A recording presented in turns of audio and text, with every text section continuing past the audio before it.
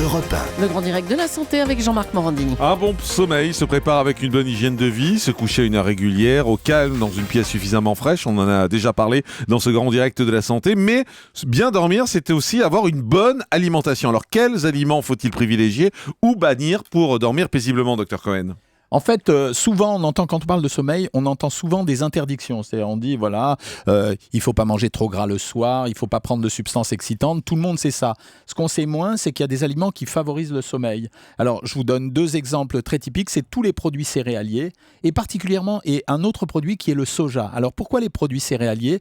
En fait, le sommeil, il est induit quand même par le cerveau. Et il y a une hormone qui régit beaucoup ça, qui est la mélatonine. La mélatonine, c'est un peu ce qu'on donne aux pilotes de ligne pour les recaler dans les rythmes nuit et jour.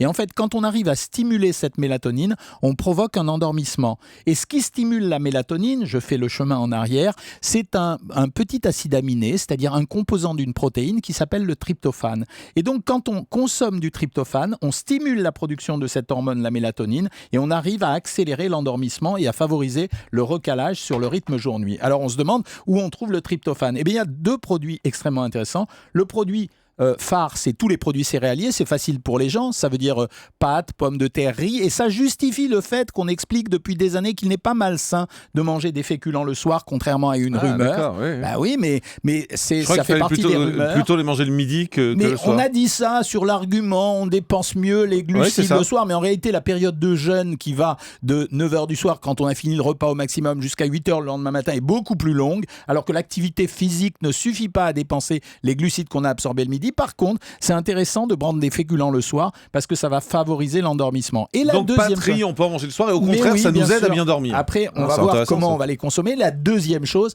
le soja et particulièrement le tofu, c'est-à-dire ces pâtes de soja qu'on retrouve, sont extrêmement riches en tryptophane. Goût. C'est immangeable. Non, mais je vous parle de sommeil, Julie. Tofu. Donc, avec une sauce, c'est bon. Avec la sauce. Oui, moi, j'ai mangé cet été à Shanghai, j'ai mangé du très bon tofu. Voilà, et on peut manger le tofu. En fait, c'est une pâte de protéines qu'on accommode avec des épices et qu'on fait revenir dans du beurre ou dans de l'huile. Alors, ce qu'il ne faut pas faire justement pour le sommeil, mais en tout cas, d'abord, ça a des propriétés pour l'endormissement. Et puis, sans parler de ça, mais je le cite au passage, un des remèdes de la diarrhée qui a été conseillé ces derniers temps, ça a été les soupes miso, c'est-à-dire ces petites soupes avec de la pâte de soja à l'intérieur. On considère que c'est presque plus efficace que les fameux riz et carottes qu'on donne aux enfants quand ils ont les diarrhées. Donc ça, c'est les produits qu'il faut consommer. Est-ce qu'il y a des produits qu'il faut éviter absolument ? Alors, tout ce qui va gêner l'endormissement. Alors, il y a 2 choses qui gênent l'endormissement. C'est quand vous faites trop monter la température centrale du corps. C'est-à-dire que quand, par exemple, ce qui explique que les gens qui boivent de l'alcool, j'ai déjà expliqué que l'alcool ne s'élimine que par la chaleur. Donc, quand vous buvez beaucoup d'alcool, vous faites monter la température de votre corps et de ce fait, vous vous endormirez moins. C'est pour ça qu'on dit aux gens dormez dans une pièce fraîche, etc.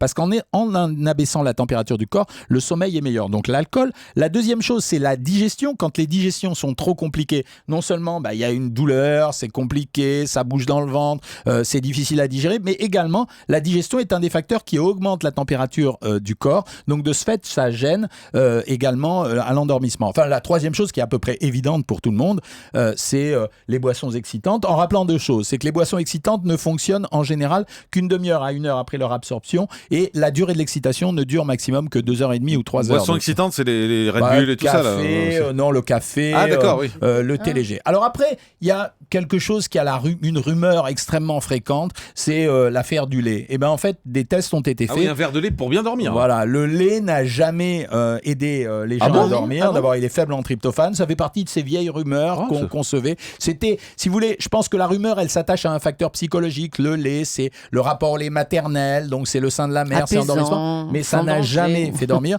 Et quant aux boissons tièdes, alors les boissons tièdes, oui, il y a peut-être le côté apaisant de la chaleur et rassurant, mais en fait, c'est l'effet inverse de ce qu'on disait tout à l'heure. C'est-à-dire qu'à partir du moment où ça fait monter la température centrale du corps, eh bien, ça favorise pas du tout l'endormissement. Et le sucre ?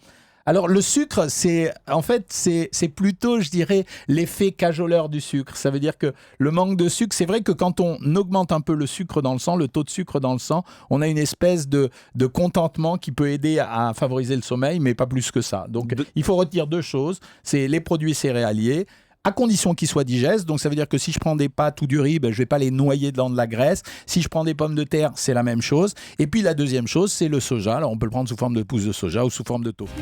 Le grand direct des médias, Jean-Marc Morandini.